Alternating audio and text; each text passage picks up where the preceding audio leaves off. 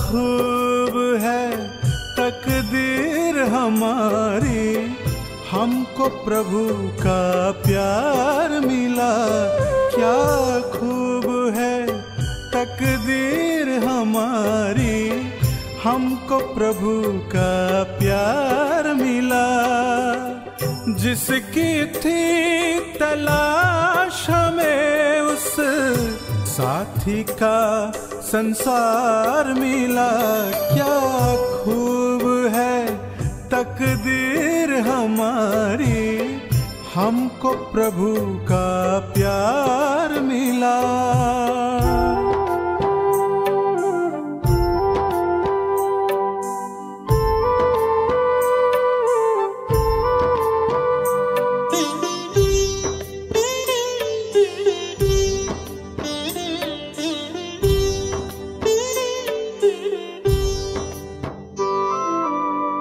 टूटे हुए थे दिल के तार, ज्ञान योग से किया श्रृंगार।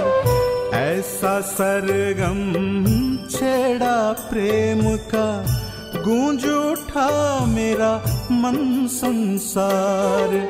हर घड़ी हुई सांसें सुहानी, है ऐसा उपहार मिला।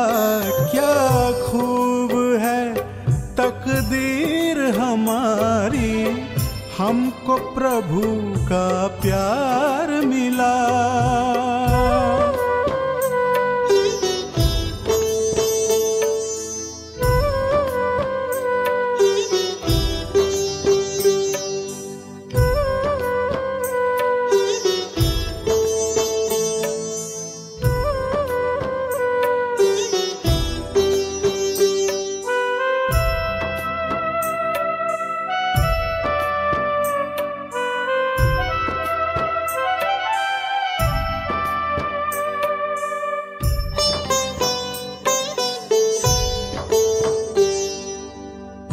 सामने है अपनी मंजिल, मिट गई है सारी मुश्किल। कह रहा है अब मेरा दिल, मिल गया अब हमको साहिल। चाहत थी जो युगों युगों की, वो मंजर का दीदार मिला। क्या खूब है तकदीर हमारी, हमको प्रभु का प्यार मिला। क्या खूब है तकदीर हमारी, हमको प्रभु का प्यार मिला। जिसकी थी तलाश हमें उस साथी का संसार मिला। क्या खूब है तकदीर हमारी, हमको प्रभु का प्यार मिला। क्या खूब है तकदीर हमारी, हमको प्रभु का प्यार मिला। ओम शांति। संगम युग पर स्वयं भाग्य विधाता हमें हमारा भाग्य ऊंचा उज्जवल बनाने के लिए श्रेष्ठ मत देते हैं, जिसे हम श्रीमत कहते हैं। श्रीमत उस पटरी की तरह है जिस पर हम यदि चलते रहते हैं तो मंजिल के समीप और मंजिल तक सहज पहुंच जाते हैं। लेकिन अनेक जन्मों की आदत श्रीमत में मनमत ऐड करने की, परमत ऐड करने की, जनमत ऐड करने की, शास्त्रों की मत ऐड करने की जो आदत है, उसके कारण हम मंजिल के समीप पहुंच नहीं पाते, भटक जाते हैं, अटक जाते हैं, कभी लटक जाते हैं और कभी किसी से चटक भी जाते हैं। तो माया भिन्न भिन्न रूपों में आती है और हमें हमारी मंजिल से दूर कर देती है।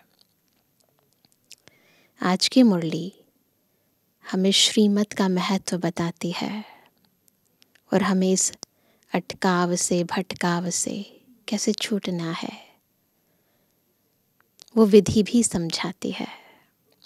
सुनते हैं बाबा के मधुर महावाक्य।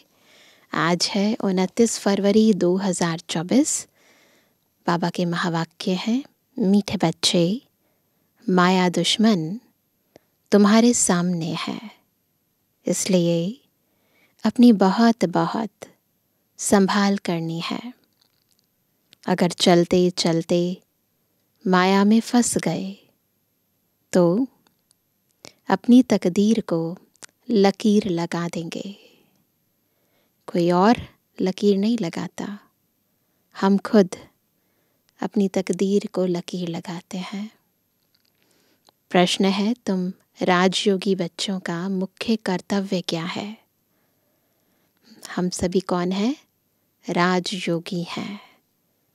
तो केवल कहने के लिए नहीं है, कुछ करना भी पड़ेगा ना। उत्तर है पढ़ना और पढ़ाना, यही तुम्हारा मुख्य कर्तव्य है। तुम हो ईश्वरीय मत पर। तुम्हें कोई जंगल में नहीं जाना है, जो दिखाते हैं ना योगी लोग जंगल में चले जाते हैं। घर गृहस्थ में रहते शांति में बैठ बाप को याद करना है। शांति, अंदर की शांति। अल्फ और बे, इन्हीं 2 शब्दों में तुम्हारी सारी पढ़ाई आ जाती है। ओम शांति। बाप भी ब्रह्मा द्वारा कह सकते हैं कि बच्चों गुड मॉर्निंग, परंतु फिर बच्चों को भी रिस्पॉन्ड देना पड़े। बाबा कहेंगे ओम शांति तो बच्चे भी कहेंगे ओम शांति। बाबा कहते गुड मॉर्निंग तो बच्चे भी कहेंगे गुड मॉर्निंग। यहाँ है ही बाप और बच्चों का कनेक्शन। नए जो हैं जब तक पक्के हो जाएं कुछ न कुछ पूछते रहेंगे। यह तो पढ़ाई है। भगवानुवाच भी लिखा है, भगवान है निराकार। यह बाबा अच्छी रीति पक्का कराते हैं, किसको भी समझाने के लिए, क्योंकि उस तरफ है माया का जोर। यहाँ तो वह बात नहीं है। बाप तो समझते हैं, जिन्होंने कल्प पहले वर्षा लिया है वह आपे ही आ जाएंगे। ऐसे नहीं कि फलाना चला ना जाए, इनको पकड़े। ऐसे मन में आता है ना, नहीं इनको बचा कर रखो, नहीं चला ना जाए। परंतु बाबा जानते हैं, जिन्होंने जाना है कल्प पहले मौफिक जाएंगे, और जिन्होंने नहीं जाना या लौट के आना है वो आएंगे। चला जाए तो चला जाए, यहाँ तो जीते जी मरने की बात है। इम्पॉर्टेंट बात है कि हमें देही अभिमानी तो बनना ही है। बाप एडॉप्ट करते हैं, एडॉप्ट किया ही जाता है कुछ वर्षा देने के लिए। एडॉप्शन की जाती है ना, गोद लेते हैं बच्चे, तो किस लिए? क्योंकि जायदाद है, काफ़ी धन है, तो किसके नाम पर करें? तो वर्षा देने के लिए। बच्चे माँ बाप के पास आते ही हैं वर्षे की लालच पर। आजकल तो बहुत ज़्यादा हो गया है, स्वार्थ के आधार पर संबंध हो गए हैं। साहूकार का बच्चा कभी गरीब के पास एडॉप्ट होगा क्या?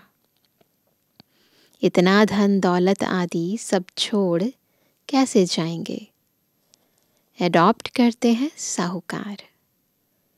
अभी तुम जानते हो बाबा हमको स्वर्ग की बादशाही देते हैं, तो साहूकारों का साहूकार शिव बाबा हमें स्वर्ग की बादशाही देने के लिए एडॉप्ट करते हैं।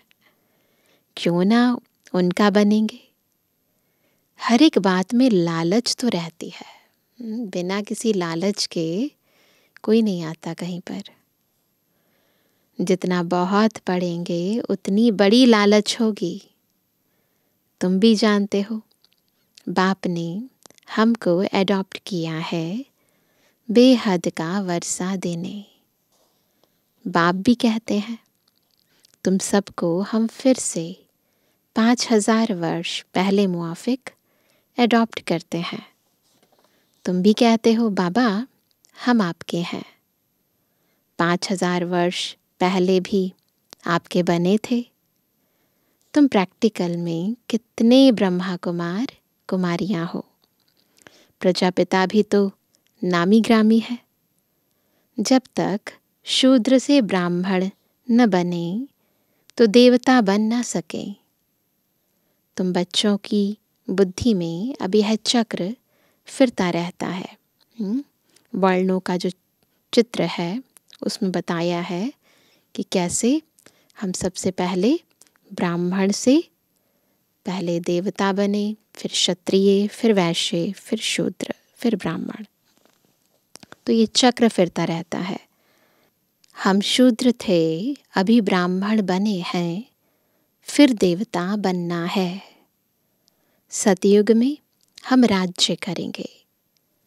तो इस पुरानी दुनिया का विनाश ज़रूर होना है।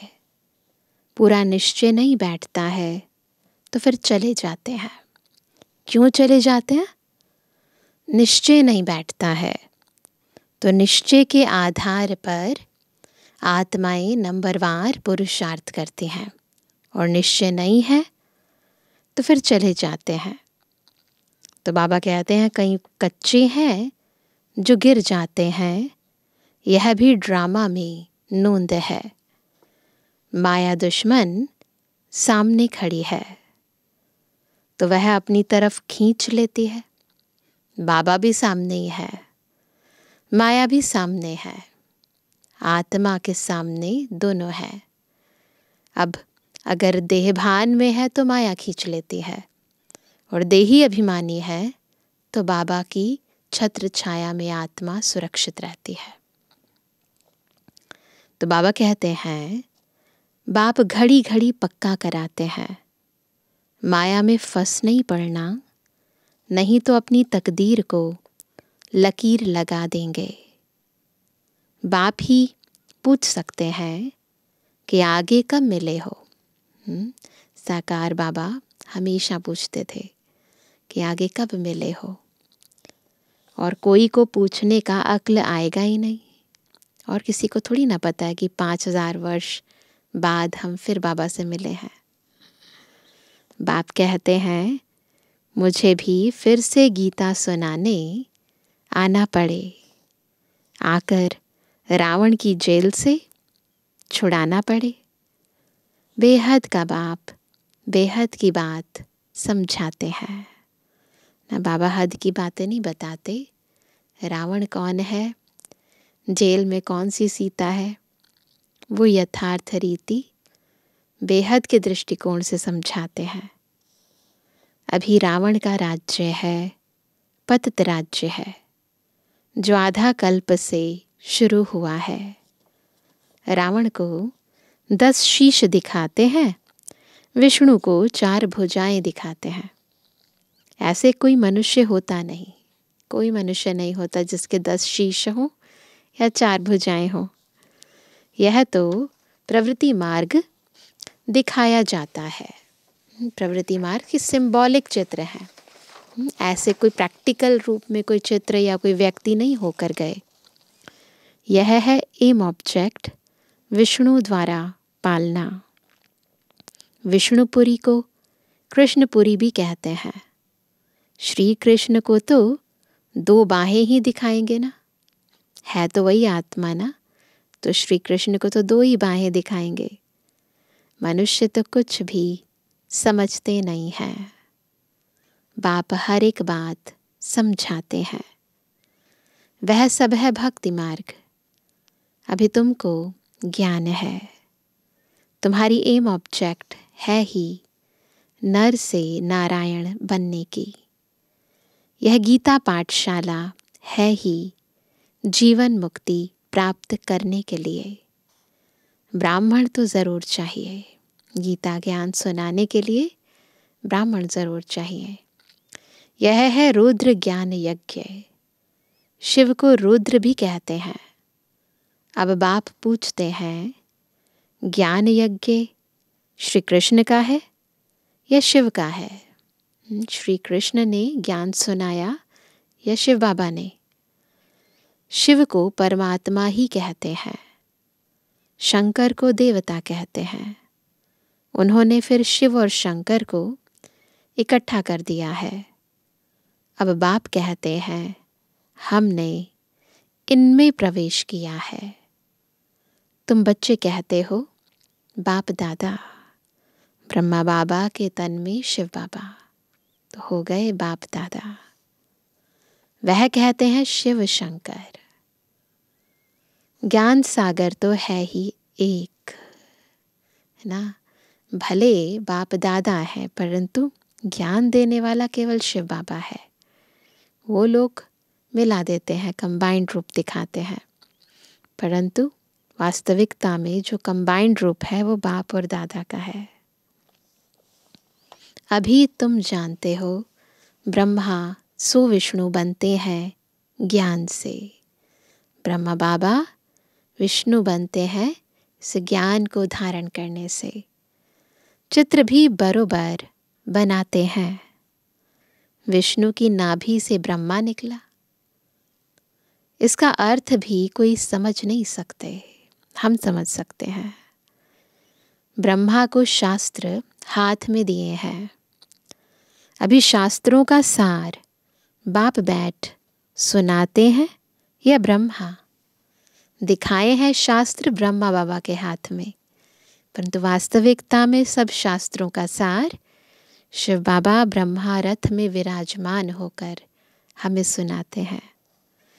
तो बाबा कहते हैं यह भी मास्टर ज्ञान सागर बनते हैं। तो ब्रह्मा बाबा भी मास्टर ज्ञान सागर बन जाते हैं। बाकी चित्र इतने ढेर बनाए हैं, वह कोई यथार्थ है नहीं। भक्ति मार्ग में बहुत सारे चित्र हैं, परंतु चित्र जो है यथार्थ नहीं है। वह है सब भक्ति मार्ग के। मनुष्य कोई 8-10 भुजा वाले होते नहीं। यह तो सिर्फ प्रवृत्ति मार्ग दिखाया है। 4 भुजाएं दिखाई हैं, 2 मेल की 2 फीमेल की, तो कंबाइंड रूप दिखाया है। रावण का भी अर्थ बताया है। आधा कल्प है रावण राज्य रात, आधा कल्प है राम राज्य दिन। बाप हर एक बात समझाते हैं। सब बातें जो भक्ति मार्ग की हैं उन्हें यथार्थ रूप से, आध्यात्मिक रूप से बैठ बाबा समझाते हैं। तुम सब एक बाप के बच्चे हो। बाप ब्रह्मा द्वारा विष्णुपुरी की स्थापना करते हैं और तुमको राजयोग सिखाते हैं। ज़रूर संगम पर ही राजयोग सिखाएंगे। द्वापर में गीता सुनाई, यह तो रॉन्ग हो जाता है। बाप सच बतलाते हैं। भक्ति मार्ग में तो यही कहते हैं ना, द्वापर में गीता सुनाई। बाबा सच बताते हैं। बहुतों को ब्रह्मा का, श्री कृष्ण का साक्षात्कार होता है। ब्रह्मा का सफ़ेद पोश ही देखते हैं। भक्ति मार्ग में भी ब्रह्मा को सफ़ेद पोशधारी दिखाया है, और ज्ञान में तो है ही। शिव बाबा तो है बिंदी।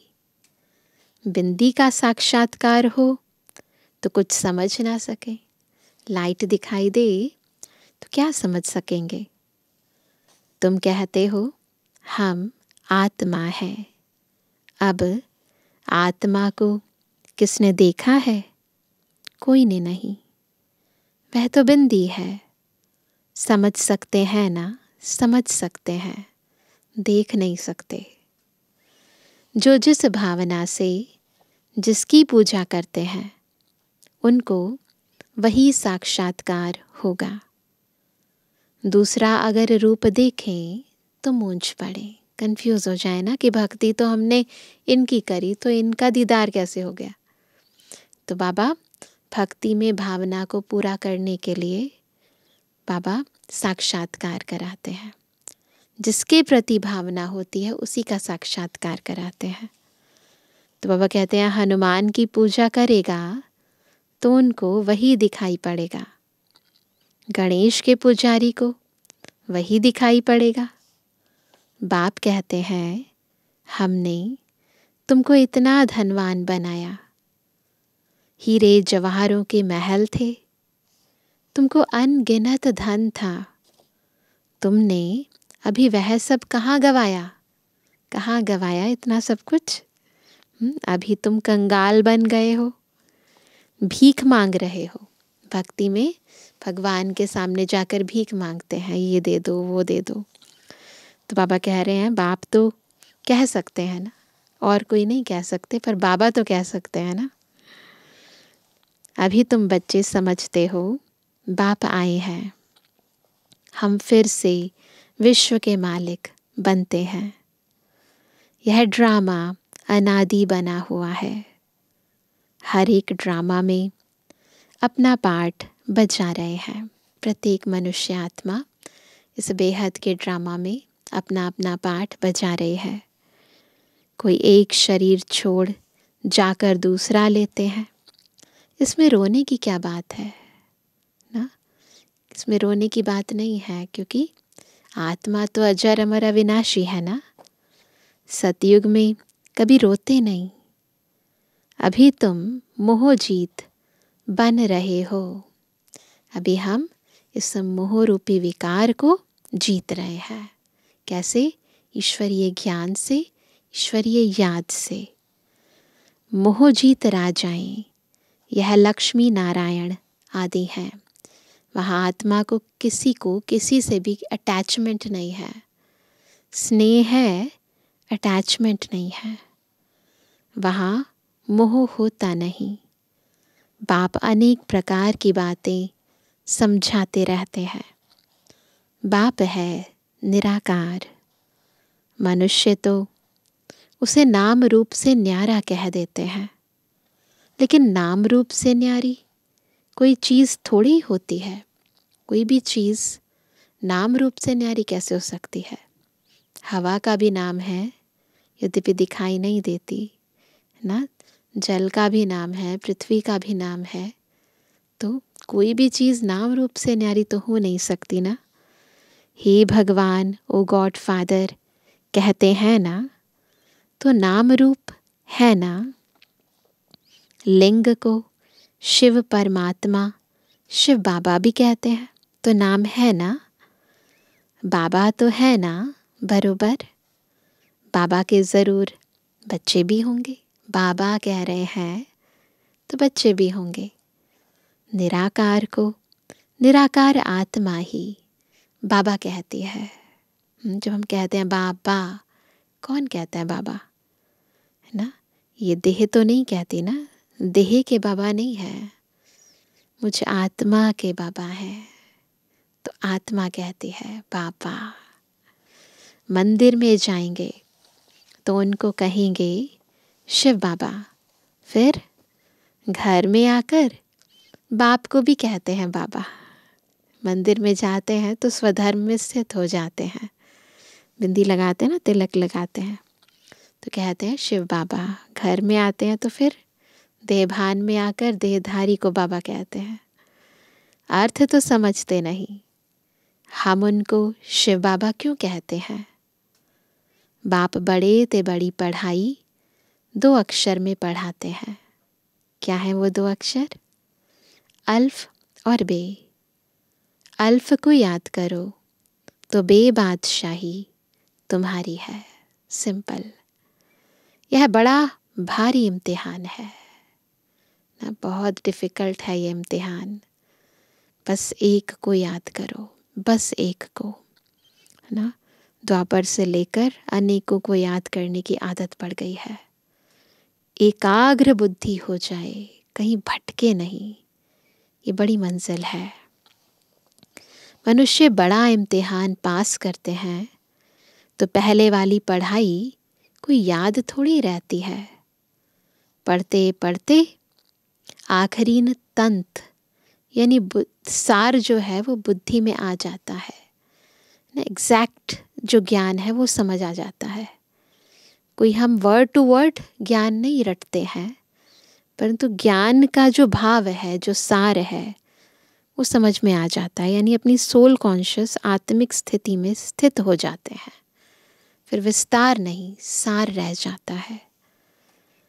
यह भी ऐसे है, तुम पढ़ते आए हो, अंत में फिर बाप कहते हैं मन मना भव, तो देह का अभिमान टूट जाएगा। बस मन बुद्धि एक बाबा में लग जाए तो ऑटोमेटिक देह दुनिया सबका संबंध टूट जाएगा। यह मन मना भव की आदत पड़ी होगी तो पिछाड़ी में भी बाप और वर्षा याद रहेगा। सी पक्की आदत पड़ जाए कि हमें बस एक बाबा ही याद आए। मुख्य है ही यह, कितना सहज है। उस पढ़ाई में भी अभी तो पता नहीं क्या क्या पढ़ते हैं ना, बहुत ज़्यादा विस्तार हो गई है पढ़ाई।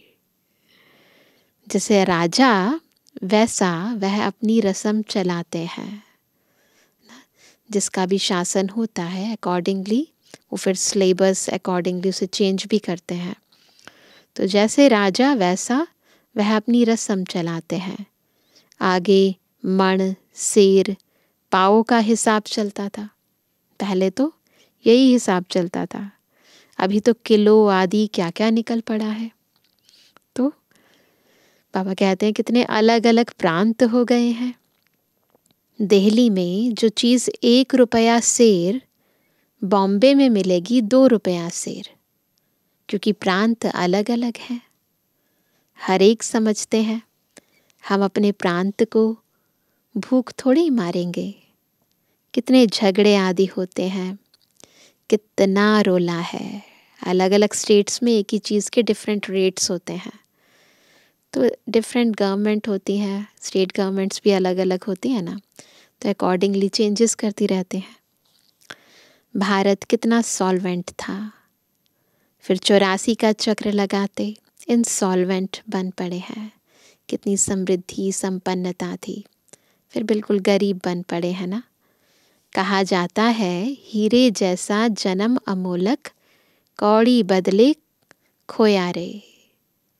ये है हीरे जैसा जन्म, इसलिए इसे कौड़ी जैसे खोना नहीं है। बाप कहते हैं तुम कौड़ियों के पिछाड़ी क्यों मरते हो। तो इस जन्म के अंदर अविनाशी कमाई करनी है। अब तो बाप से वर्षा लो, पावन बनो। बुलाते भी हो, हे पतित पावन आओ पावन बनाओ। तो इससे सिद्ध है पावन थे। जब कह रहे हैं आओ, तो कभी ना कभी बाबा ने बनाया है ना। अब नहीं है, अभी है ही कलयुग। बाप कहते हैं मैं पावन दुनिया बनाऊंगा तो पतित दुनिया का ज़रूर विनाश होगा। इसलिए ही यह महाभारत लड़ाई है जो इस रुद्र ज्ञान यज्ञ से प्रज्वलित हुई है। ड्रामा में तो यह विनाश होने की भी नोंद है। पहले पहले तो बाबा को साक्षात्कार हुआ विनाश का, ब्रह्मा बाबा को साक्षात्कार हुआ। देखा इतनी बड़ी राजाई मिलती है तो बहुत खुशी होने लगी। बाबा को विनाश का भी साक्षात्कार हुआ, स्थापना का भी, है ना, स्वर्ग का भी साक्षात्कार हुआ, फिर विनाश का साक्षात्कार भी कराया। मन मना भव मध्याजी भव, यह गीता के अक्षर हैं। कोई कोई अक्षर गीता के ठीक है। बाप भी कहते हैं तुमको यह ज्ञान सुनाता हूँ। यह फिर प्रायलोप हो जाता है। कोई को भी पता नहीं है कि लक्ष्मी नारायण का राज्य था तो और कोई धर्म नहीं था। उस समय जनसंख्या कितनी थोड़ी होगी, अब कितनी है। तो यह चेंज होनी है। तो ये सारी चेंज होनी है। उस समय की जनसंख्या कितनी थी, आज कितनी है। तो वह कहते यह चेंज होनी चाहिए, ज़रूर विनाश भी चाहिए। इतना बड़ा कंट्रास्ट चेंज लाने के लिए कुछ ना कुछ तो होगा ना। महाभारत लड़ाई भी है, तो लड़ाई भी होगी, विनाश भी होगा, बहुत कुछ होगा। तभी तो जनसंख्या इतनी घट जाएगी। ज़रूर भगवान भी होगा। तो परिवर्तन करने के निमित्त कौन?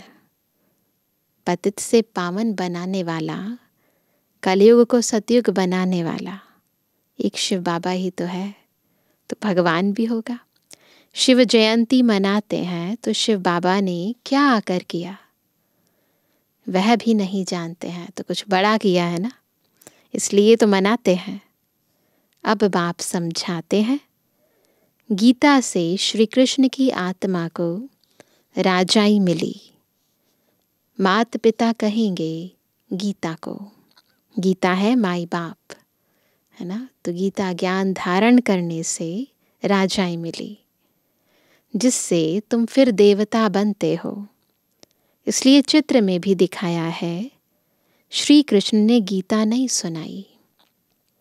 श्री कृष्ण गीता के ज्ञान से राजयोग सीख यह बना, कल फिर श्री कृष्ण होगा। तो यह है यथार्थ बात। लेकिन भक्ति मार्ग में चेंज हो गया है। वहाँ पर तो श्री कृष्ण ही गीता सुना रहे हैं अर्जुन को। तो यथार्थ बात क्या है कि श्री कृष्ण की आत्मा ने अब गीता का ज्ञान सुना और फिर सतयुग में श्री कृष्ण बने। उन्होंने फिर शिव बाबा के बदले श्री कृष्ण का नाम डाल दिया है। तो बाप समझाते हैं, यह तो अपने अंदर पक्का निश्चय कर दो। क्या? यह बात अपने मन में पक्का निश्चय कर लो, कोई उल्टी सुल्टी बात सुनाकर तुम्हें गिरा ना दे। यथार्थ जब समझ जाते हैं ना, निश्चय बुद्धि हो जाते हैं, तो कोई कितना भी कुछ भी कहे, फिर वो बात हम स्वीकार नहीं करते हैं।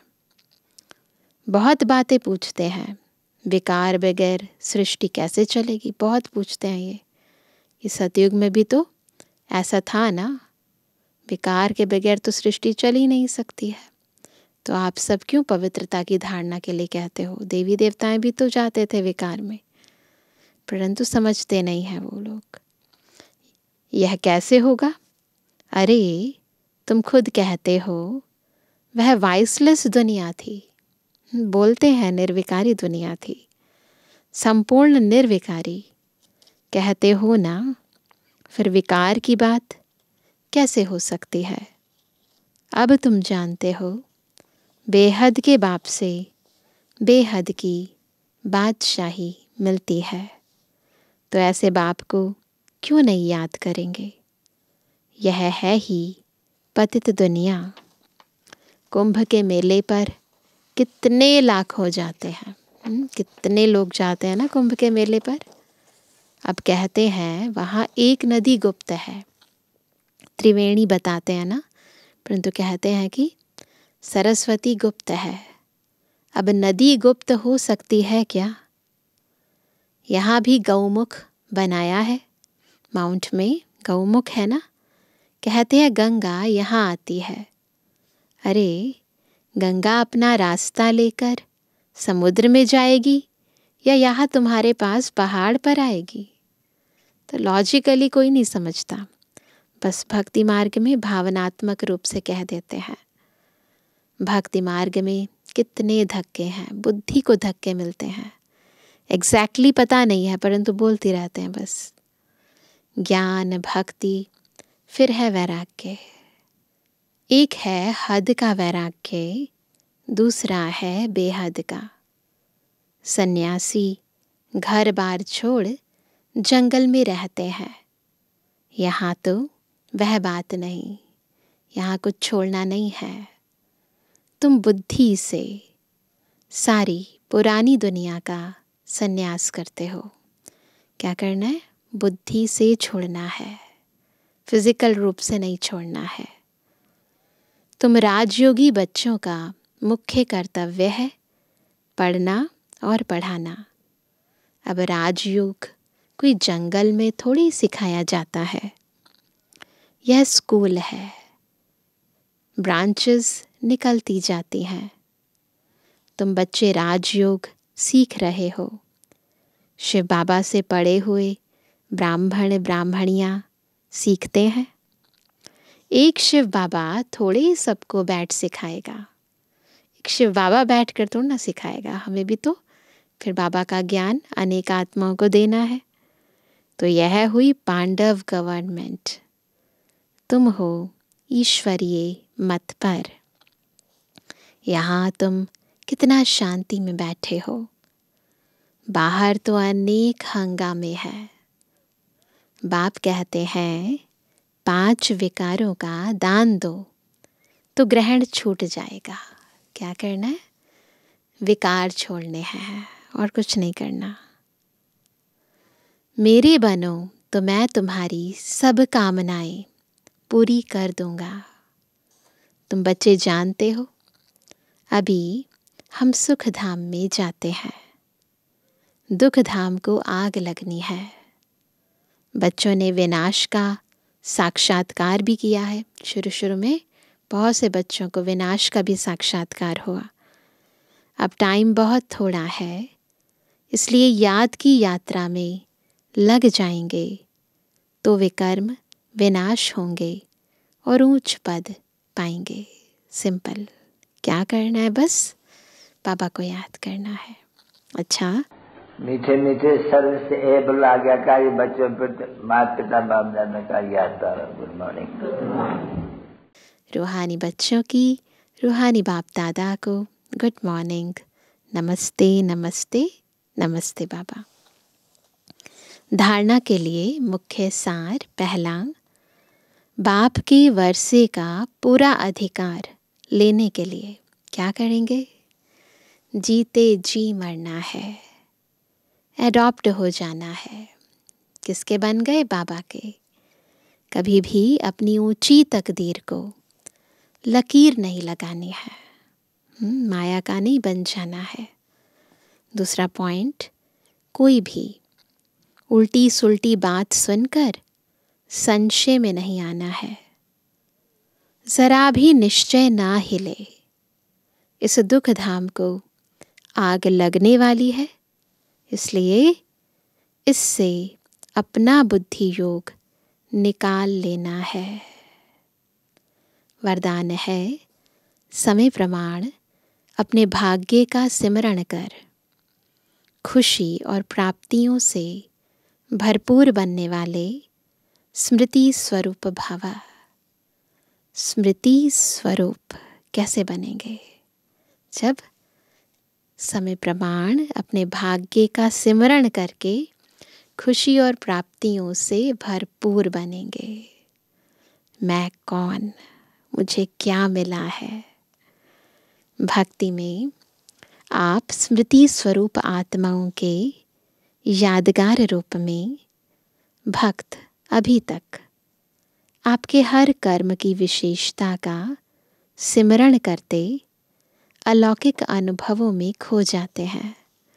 देवी देवताओं के जीवन चरित्र का वर्णन करते हैं तो खो जाते हैं, आँखों से अश्रुधारा निकलने लगती है। तो आपने प्रैक्टिकल जीवन में कितने अनुभव प्राप्त किए होंगे। सिर्फ जैसा समय, जैसा कर्म, वैसे स्वरूप की स्मृति इमर्ज रूप में अनुभव करो। जो भी काम हो उस स्वरूप में स्थित हो जाओ।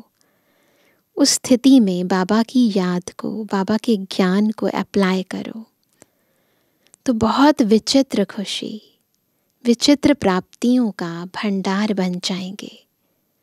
और दिल से यही अनहद गीत निकलेगा कि पाना था सो पा लिया। ईश्वरीय ज्ञान को यूज़ करना, अप्लाई करना आना चाहिए ना। और जब उस ईश्वरीय ज्ञान को जब हम यूज़ करते हैं और उसके अनुभव में खो जाते हैं, उस अनुभव की ही यादगार में भक्त लोग अपने देवी देवताओं के जीवन चरित्रों का वर्णन करते खो जाते हैं। तो हमने ये अनुभूति की है ना। स्लोगन है, नंबर 1 में आना है तो क्या करना है? तो सिर्फ ब्रह्मा बाप के कदम पर कदम रखते चलो। बस फॉलो फादर करना है ना, इधर उधर भाई बहन को नहीं देखना, ब्रह्मा बाबा के कदम पर कदम रखते चलो। आज विशेष हम क्या होमवर्क करेंगे? जीते जी मरने का। क्योंकि जब तक इस दुनिया से मरे नहीं हैं तब तक उस दुनिया में जी नहीं सकते, बीच में तो रह नहीं सकते। तो या तो माया की दुनिया में रहेंगे या तो बाबा की दुनिया में रहेंगे। या तो स्मृति में रहेगा कि मैं देह हूँ, या स्मृति में रहेगा कि मैं आत्मा हूँ। तो जीते जी देह से अलग मैं आत्मा हूँ। साक्षी होकर कर्म इंद्रियों से कर्म कराती हूँ और फिर अपने स्वस्वरूप में, स्वस्थिति में, निजी स्वधर्म में स्थित हो जाती हूँ। तो बार बार जीते जी मरने का अभ्यास करेंगे। ओम शांति।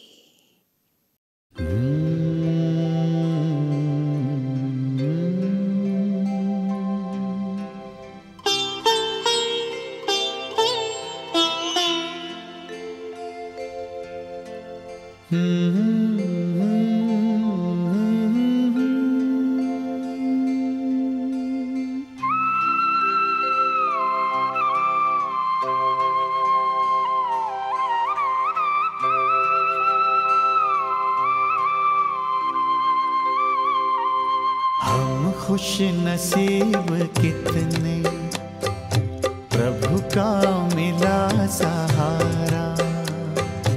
हम खुश नसीब कितने, प्रभु का मिला सहारा।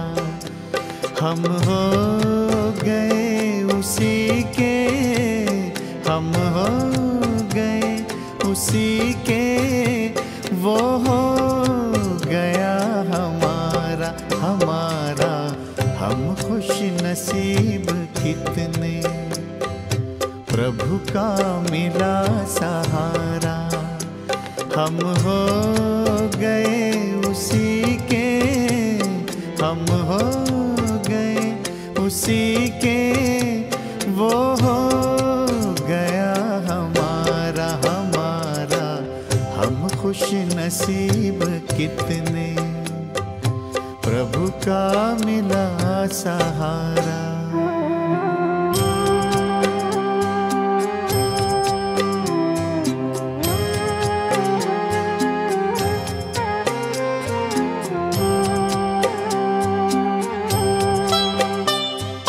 हर रोज वो सवेरे आकर हमें जगाता, मेरे लाडलो उठो कहे, बड़े प्यार से उठाता। हर रोज वो सवेरे आकर हमें जगाता, मेरे लाडलो उठो कहे, बड़े प्यार से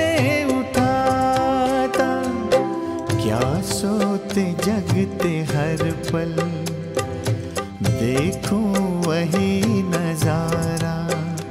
हम हो गए उसी के, हम हो गए उसी के, वो हो गया हमारा हमारा।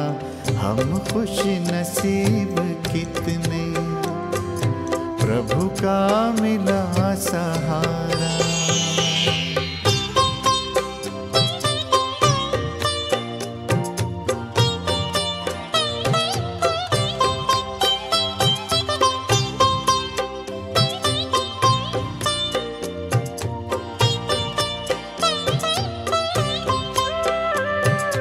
सद्ज्ञान के लुटाए हम पर वो हीरे मोती, मेरी ही एक की क्या जग की जगाए ज्योति। सद्ज्ञान के लुटाए हम पर वो हीरे मोती, मेरी ही एक की क्या जग की जगाए ज्योति। हमें हर कदम पे देता शिक्षाओं का इशारा।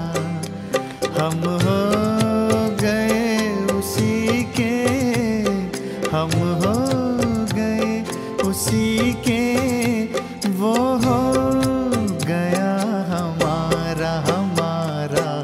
हम खुश नसीब कितने, प्रभु का मिला सहारा।